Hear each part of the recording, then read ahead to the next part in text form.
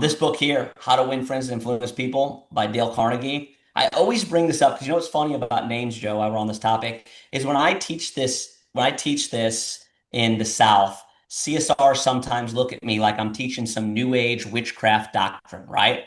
Why? Because a lot of us in the South grew up on sir and ma'am.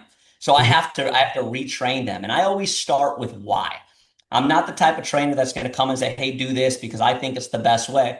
I want them to buy in. I want them to understand the why behind it. So I bring up this book written in 1930, right? In the 1930s, still a bestseller to this day. Dale Carnegie dedicates an entire chapter to names, remembering names and using them often. And he says they're the most beautiful and sweetest sound in any language.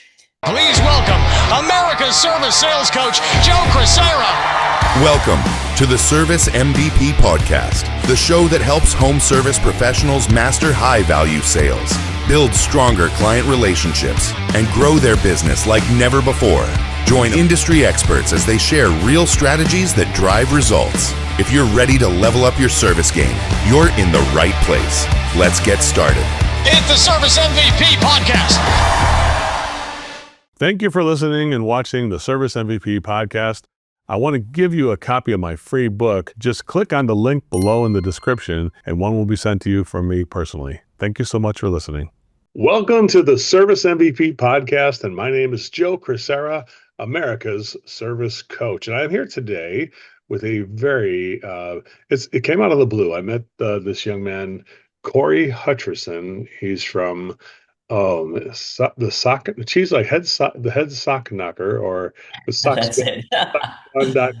socksgone.com. You want to look it up.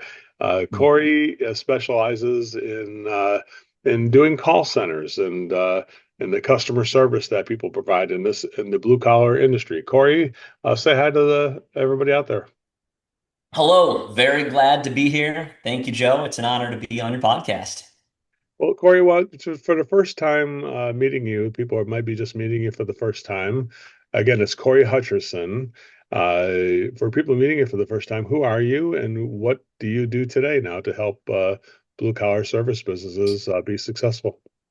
Absolutely. So just to give you a little bit of background and a little bit of my superhero origin story, if you will, started in the late 70s. Now, I'm not that old, right? I didn't start in the late 70s. My journey did, though, before I was even born. My dad started in the late 70s in St. Louis, Missouri. It was between that. He knew he wasn't cut out for college, and he was ahead of the game, right? Now everybody's like, don't go to college, get in the trades. Well, he figured that out in the late 70s when college was still the cool thing to do. So it was between being a pipe fitter and being an HVAC technician. And he chose HVAC technician, and he always joked and said, I chose to be an HVAC technician just because it's so sexy, right? Mm-hmm. And so he took that leap, worked for different companies in the St. Louis area, did some things on his own for a while. Getting into this, had no family in the industry. This was a completely new thing for him. And fast forward to the early 80s, he was looking for some opportunity. He seen a ad in the newspaper, and it just stood out to him because it was saying things that you just didn't hear back then about in the trades. It was saying things like, we're going to be the biggest and best, build a career here, make lots of money, stuff like that they just weren't saying when in the HVAC industry back then. And he thought that was weird. So he called and set up an interview, and it ended up being in a really rough area in St. Louis, Missouri. So he pulls up to the building, and it's scary. And he told me, he used to tell the story all the time, that he almost drove away. He almost just took off, said, this place is creeping me out. I'm going to get out of here. He said, you know what? Screw it. I'm here. I'm going to do it. He goes and knocks on the door, and a guy answers in a suit and a tie. Now he's really freaked out because nobody dressed up. They didn't wear polo shirts back then, right? Everybody looked like a technician, even if you were the owner or the CEO. That's just how it was. And so the guy invites him in. The place is creepier on the inside than it is on the outside. Orange shag carpets. There was a back room with the stage and a pole. So now he's thinking, what kind of job am I applying here for? Am I going to be role play the technician here? come to find out, actually that building was used for some adult studio stuff, is what I was told. But they had just bought it and were getting ready to renovate it and turn it into an HVAC shop. So, anyways, he brings my dad back to another office, and there's another guy sitting behind the desk in a suit and tie, and that guy happened to be Jim Abrams. And so, to make a long story short, I don't want to spend too much time here. Just want to give you a little bit of the background. My dad was one of Jim Abrams' first employees and one of the first to take on this new way of serving our customers. And there's a lot of people, and Joe, I know you're a big part of that movement and big influence in the industry when all this was going on.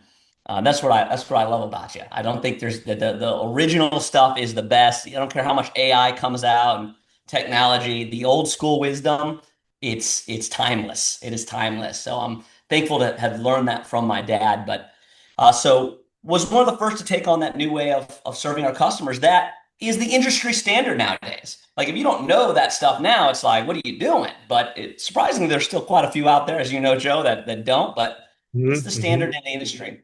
So that was the birth of it. So he went on to be a technician for Jim Abrams, got into sales, became a top tech. And then in the fast forward to the 90s, I was born in 1990, so I'm 35. And uh, 93, he helped Jim with Future University, part of Contractor Success Group, one of the first schools in the country to teach this new way of service. And my dad's main role was sales training for the technicians, and also did call center stuff as well. Jim Abrams, if you don't know who he is, I encourage you to look him up. If just an interesting story there. But so 95, my dad left, sold his shares and got out of that business. We actually moved to Florida where I'm at today. So 95, I'm 5 years old. My dad acquired a company called Classic Heating and Air. So this is where it started for me. Here's my first experience. I'm 6 years old. My dad decides to do a commercial, and Mm-hmm. I get to be on this commercial. And my line was, if you call us, we'll treat you like family. And went to school. I thought I was a movie star. All my friends were like, hey, I see you on TV. So that was my first experience in the industry. I want everybody to come to the next Total Immersion, the life-changing event where you increase your sales and your personal growth. What should we do?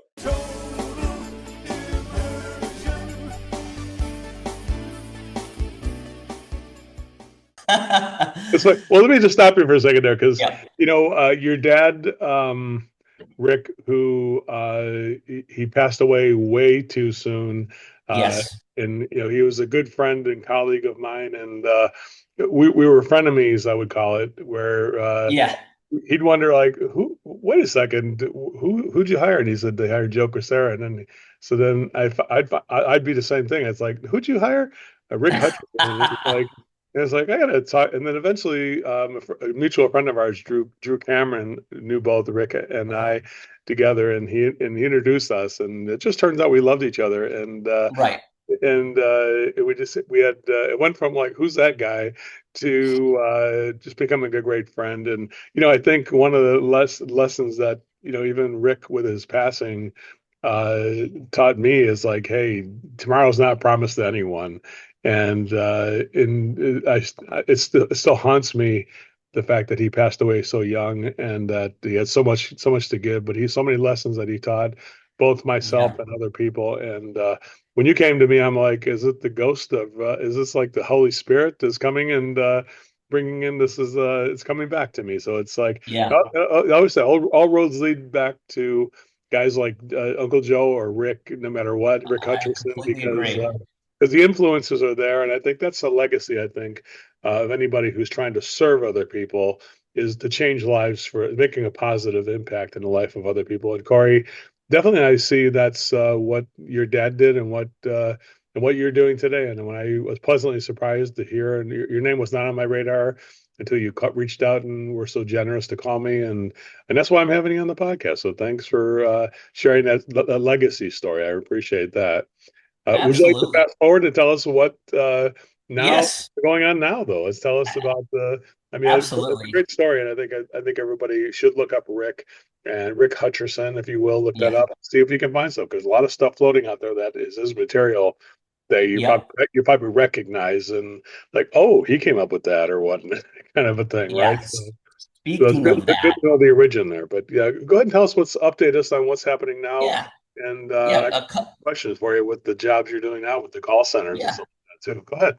Couple things I want to just add real quick before I get into that on what you Go ahead. said. One is about my dad's stuff. One thing I'm so grateful for is, and I got a lot of peace. He passed away at 60, but I told you this, Joe, off air, that one thing that's been a lot of peace is I know he completed his mission. Like, not everyone can say that, and that's a sad reality. But man, that guy did it all. There wasn't one stone unturned. I believe he completed what God put him here to do.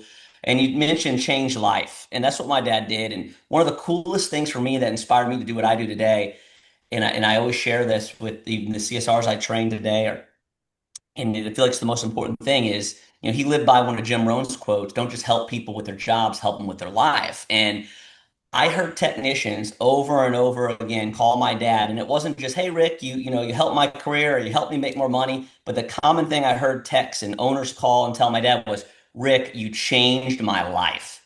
And I think at the end of the day, I don't think I know, that's what matters, right? How many lives did we touch and change? Because it's one thing, yeah, they're doing great at work, but what's their family life like at home? And that was important to my dad. And I believe and I know that's your heart too, Joe. And I believe that's a big a differentiator between some trainers, right? Is that focus? Yeah, it's that pure motive inside that Yeah. there's something like whenever you get that feeling, that halo effect, that is like, "No, there's something I like about that guy." Yeah. I think what it is we like about him is that they are trying to serve before they Hmm. are trying to serve others before they serve themselves, which is in today's world very uncommon, as you can see today, Corey. So it's that Yep. definitely this message is needed more now than ever, I would say, for sure. Absolutely. So I'll get into my story, and the last thing I'll say on that is I got to give a gratitude to Chris Duray. I don't know if you ever met Chris Duray and Vince Duray, crystal clear water. But Chris Duray was one of my dad's best friends, and actually Vince Duray, his father, just passed away recently. Mm, A close friend of my father, but I'm thankful to Chris. You mentioned content. Chris actually, a couple years before my dad passed, recorded all my dad's legacy stuff. So I have it all. And they actually started a business together that was just taking off called Sales Crusher with all my dad's content. mm-hmm. But the beautiful thing about it is just having all those videos of my dad available, is there's no price tag on that. So It's amazing. very cool stuff. Yes. That's amazing. Anyways, so Definitely, I'd like to learn more about that too. I definitely have. yeah, yeah, I'm happy to share that with I think you. a lot of people would benefit from that too. So let me know. Yeah, But absolutely. all We'll get right, into that. let's open So up and let's turn the page now and yeah.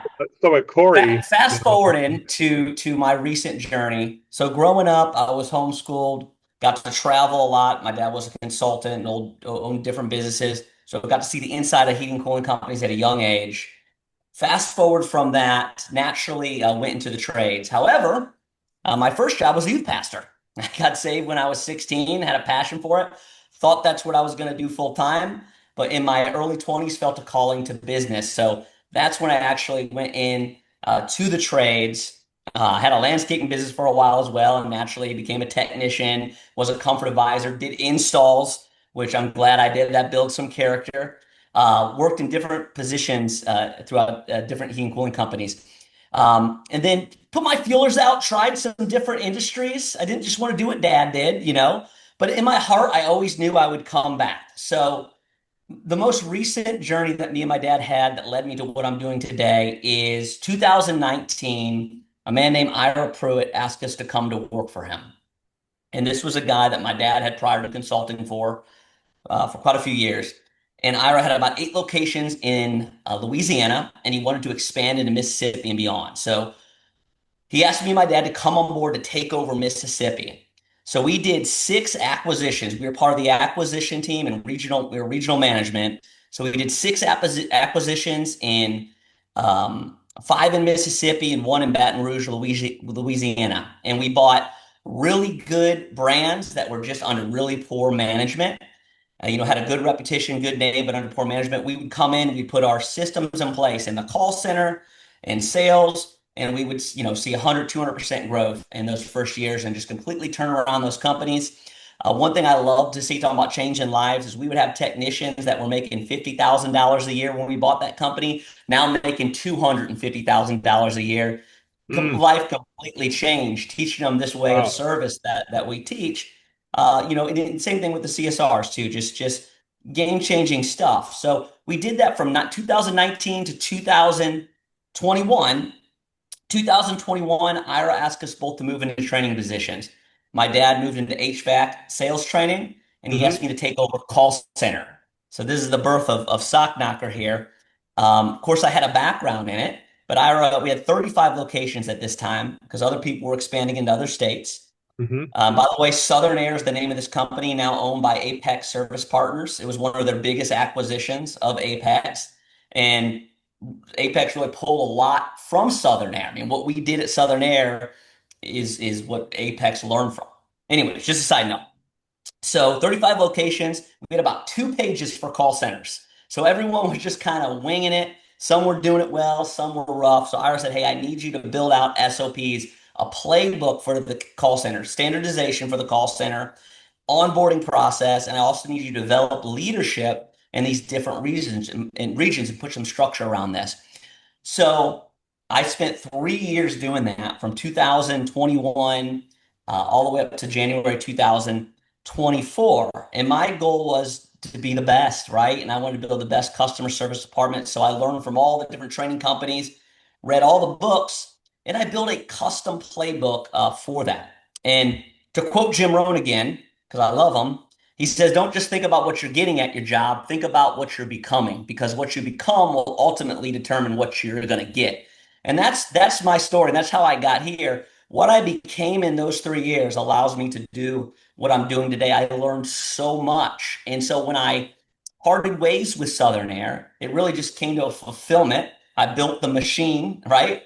And had some other opportunities in the company probably would require relocating, which I didn't want to do. Hmm. Uh, some Hmm. other groups that were interested. So after talking to mentors and praying about it, and just had the most piece about starting my own business. And of course, I did a lot of market research, and I just seen there are so many home service companies out there, independents, but I would say especially groups that have no idea what's going on in the call center. And so I developed a passion for it. I said, hey, there's a niche here. And it's not just CSR coaching. There's a place for that, and that is important. And we do that. But it's the call center as a whole. So about 3 months after deciding to start my business, I got a phone call from a colleague of mine that worked for me at Southern Air. His name is Daniel Majeur. Daniel Majeur left Southern Air I think about 6 months before me. So he had reached out. Daniel Majeur is a technologist, right? He is a technology and systems guy. So he actually built out the behind the scenes infrastructure for Southern Air, the phone systems, the tech stack, and actually did a lot of work on an Apex level as well, as far as how their phone systems were set up at that time. So to And they get the still tech, model getting after the them. tech, so getting the technology right, but that sounds great. Do me a Yeah, favor though, just let me go ahead and give me, yeah, when you say the word call center, yep. um, like I'm a 5-year-old, and that does include Mhm. the tech part of it, Yes. explain to me like I'm a 5-year-old. What does that encompass? Because, like you said, it's not just like I think a lot of people are just getting like, oh, he just teaches CSRs to answer the phone. Yeah.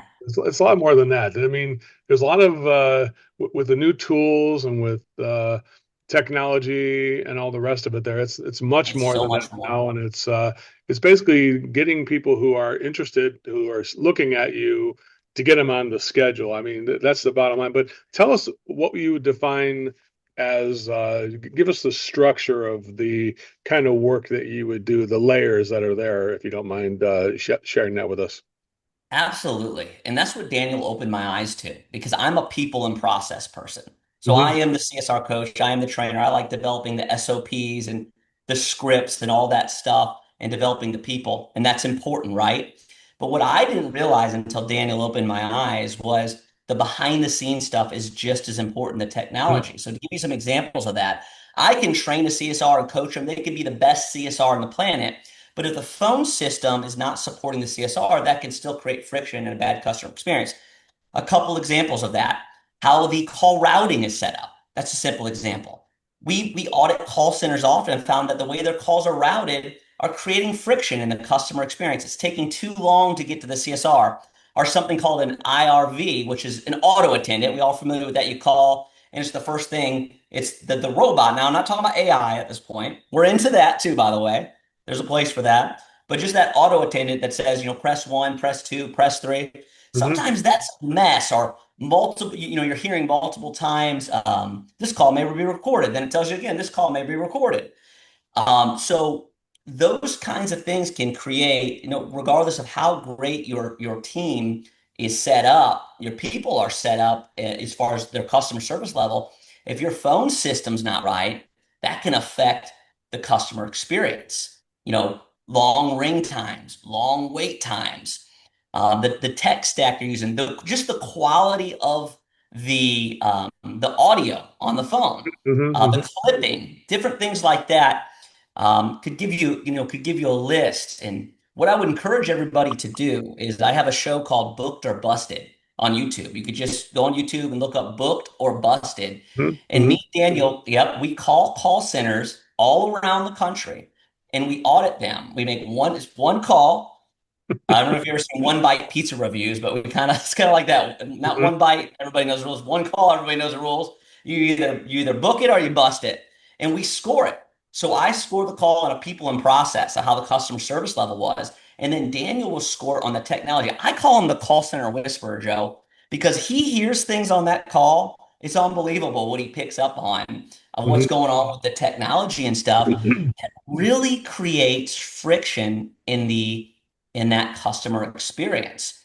So it's not just training your CSRs. It's not just giving them a script. Yeah, yeah, You I think want I to think there's the third a third element too. I got tell me about this. And this might Mhm. it's a pet peeve of mine. Is like so number Yeah, one, I do believe the technology to say like, man, why are you still doing it that way? Or I see people like when I walk in, I'm like, here's my call center, and I'm like, and I see people with a bunch of notepads, and I'm like, why are they writing stuff down? Why aren't they just putting it into the computer? Like it's like right. one of those things that kind of like bothers me. Like what the it's like that should just be going right into your CRM, not writing it on when I see post-it notes. So my thing is like the technology, like you mentioned, to make sure that system is set up to make it easy to facilitate that customer service. Yeah, And then what you're doing, honestly, I think is what you and I share a passion for is make sure that we do say the right things or ask the right of questions course. when we are doing that. And then the third element, which I think is something else you're alluding to, which is the overall environment that you place people in to do that job like that. How I would say I would say underrated or of a blind spot is the environment that people do answer the phone calls. And if you share a few war stories, if you don't mind, on because you must have the same kind of does it make your brain hurt when you see that when you first walk in and see all the techs are hanging out looking over the shoulder of the CSRs or Oh the yeah. Oh yeah. post Yes. notes everywhere. Tell me a little bit about the environment because that's one thing I think is underrated in terms of looking at that. Yeah, so much looking into that. And one thing, as I get into that, I'll add is, one thing that we see often is when we look at a call center and we audit a call center is their tech stack, their tools. And what Mhm. you find is some companies, I would say especially groups, are over tooled. Mhm. Everybody's trying to sell them something, right? So they're just being sold left and right. And that's one thing we pride ourselves in. We stand in that gap and say, we don't let our customers get sold, right? We find the tools that are best for them. So sometimes it's that they're just over tooled. We've been in $100 million companies that were over tooled and they're using this feature and that feature and that. And it's too much. And when you're over tooled, you're typically overspending too. So something we do is a spending analysis. And so often we see that contractors are overspending on unnecessary tools, right? And Mhm. then there's some situations, Joe, and kind of what you were relating to, that they're under tooled. They don't have enough. They need to get with the times, right? Mhm. Uh, Mhm. we went to a company one time. I believe the company, if I'm not mistaken, was upwards of 80 million, Joe, and they were still all paper. And this was like 4 years ago. All paper, no technology, running on paper. Got it. Yeah. So we Paper is a technology. Yeah, it is a technology, right? And so, we do see things like that often. But yeah, so walking into call centers, auditing call centers, um, the lack of knowledge around how a phone system needs to be set up, the routing, the IRV is so common. And then with the CSR training, you know, again, you can watch our show to see some of these examples, Hmm. but it's great customer service is not common in our industry. No, It's not. no. So it's very It uncommon. is not. I know firsthand, and it's very rare that I get to give a company a high score, when we score these companies. And I don't like that. That doesn't excite me, right? We want to raise the bar here. So, simple things like using the customer's name, very rare, right? Very powerful revenue generating things like cross-selling. Don't hear it a whole lot. Yeah. Offering the membership. Don't hear it a whole lot, right? So those things that to me and you are like, oh, that's basic stuff, right? There's a lot of contractors out there, independents and groups that just are not practicing that stuff consistently.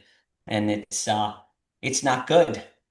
Corey, of Um, all the problems you see out there with the call centers, what is the mhm. one thing you're most obsessed with solving right now? What would you say biggest problem that you'd like to see solved right now at this point? That if you could wave a magic wand and solve the problem that would make all the call centers much better instantly, what would it be? If I could wave a magic wand, that's a great question, Joe. To pick one, yeah, to pick one that I would love to see solved. Hmm.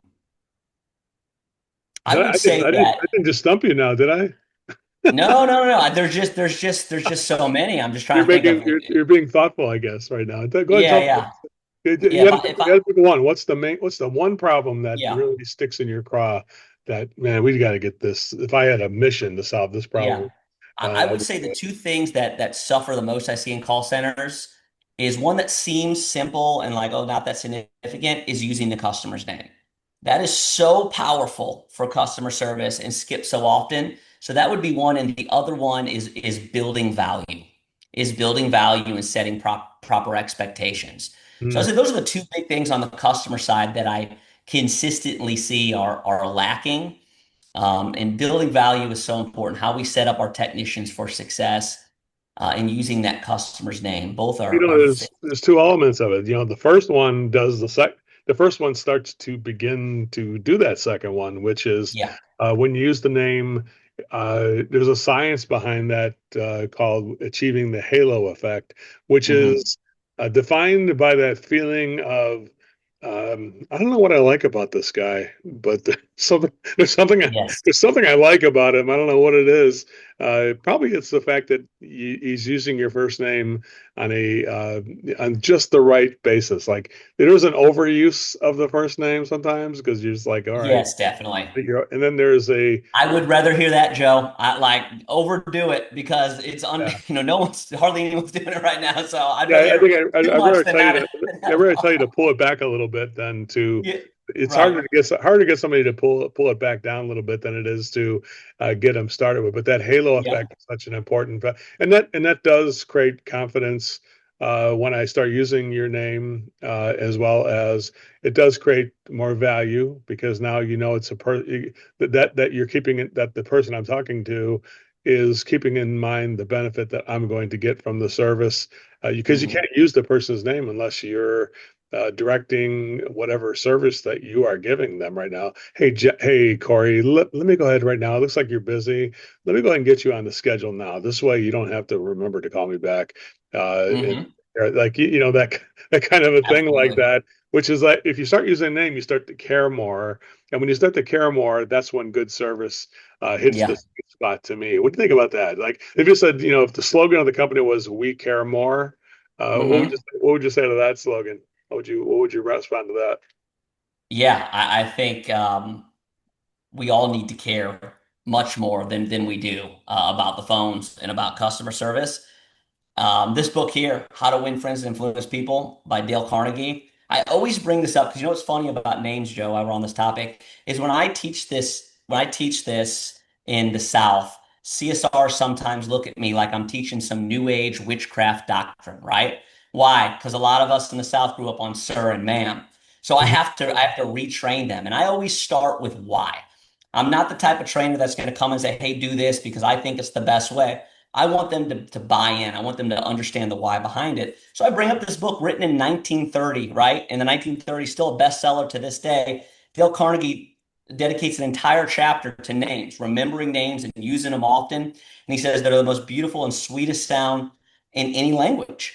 And so that helps, right? That it's not a new age thing. And first name is best, last name is good, ma'am and sir is bad. And as I'm sure you know, Joe, there's been a lot of studies done around this that more people have been offended by being called ma'am or sir Mhm. than by their first name. And so I spend a lot of time on names. And again, some people are like, oh, is it really worth that much? Yes, it's very important.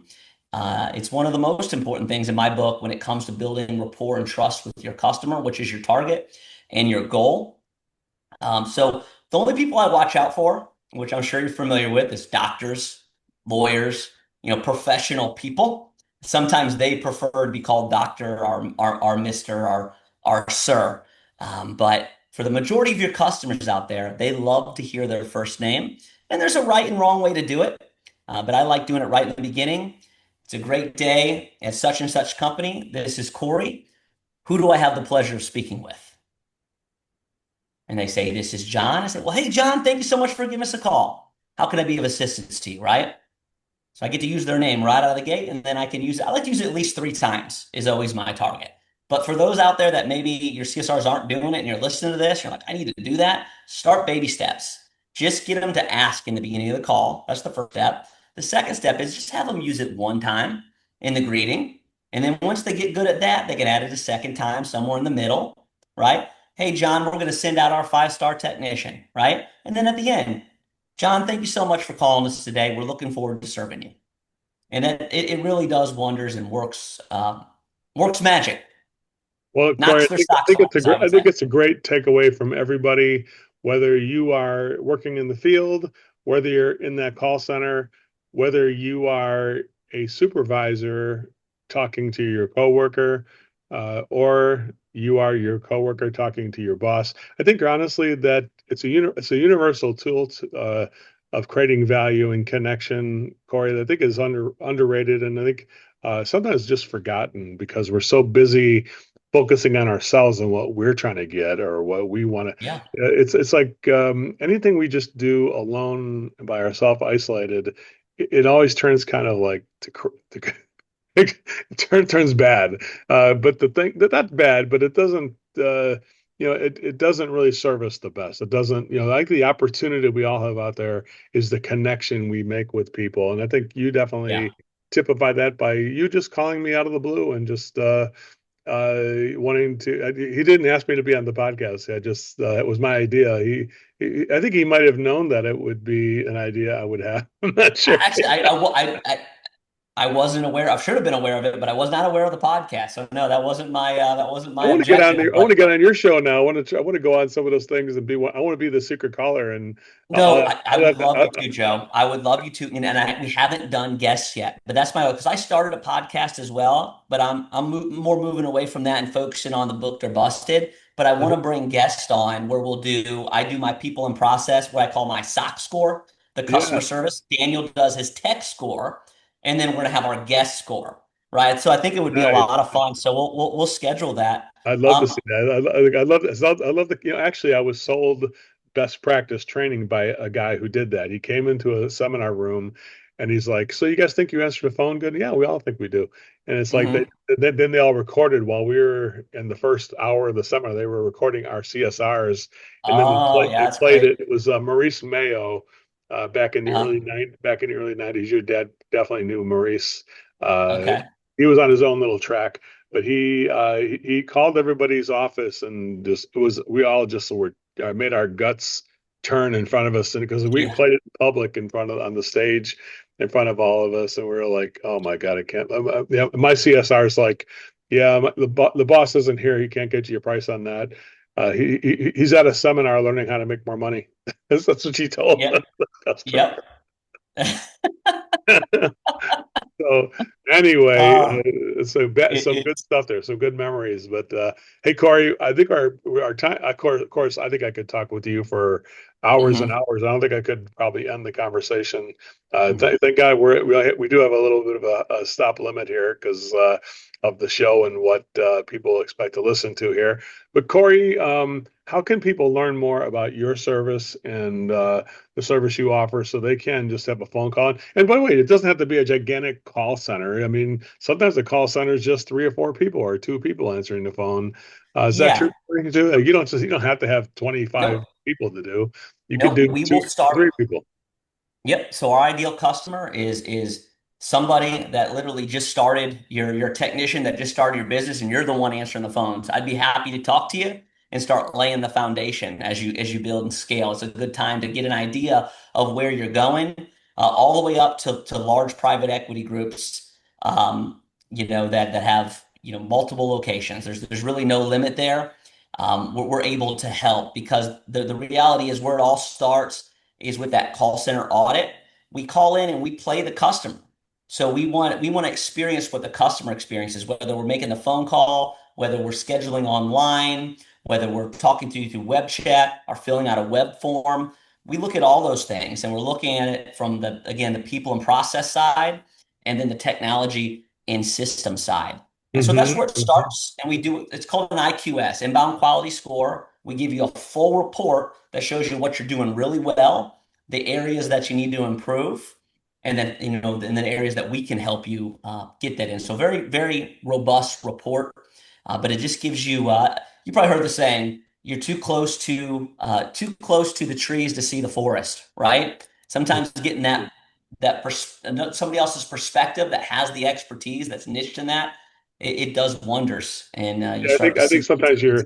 when you're inside the bottle, you can't read the label. I always say too, if somebody. Right, exactly. That's a I good way think to say it's it too. I think the biggest thing though that the difference here, guys, is that which is I really why I think that Service MVP we may wind up working with you because Mhm. you go in and actually implement this in the Yes. so it's not just like a nice ideas like at Service MVP we do a lot of teaching on the skill based stuff and the strategy of one call at a time and things like that, Mhm. just the things we both commonly know together. But what I think is valuable to know is that Cory doesn't just teach it to you and send you a box of books and say, "Here, you got it, you're done." He and his team literally get that technology together, get that environment together, get those CSRs to work on it and practice. And the role playing and the practice, to me, is something that's so underrated and something I know Yeah. one of your superpowers as well there too. So I definitely recommend, and I think it's just socksgone.com. Is that how you get Yes. a Yeah. So you can reach me and go to socksgone.com.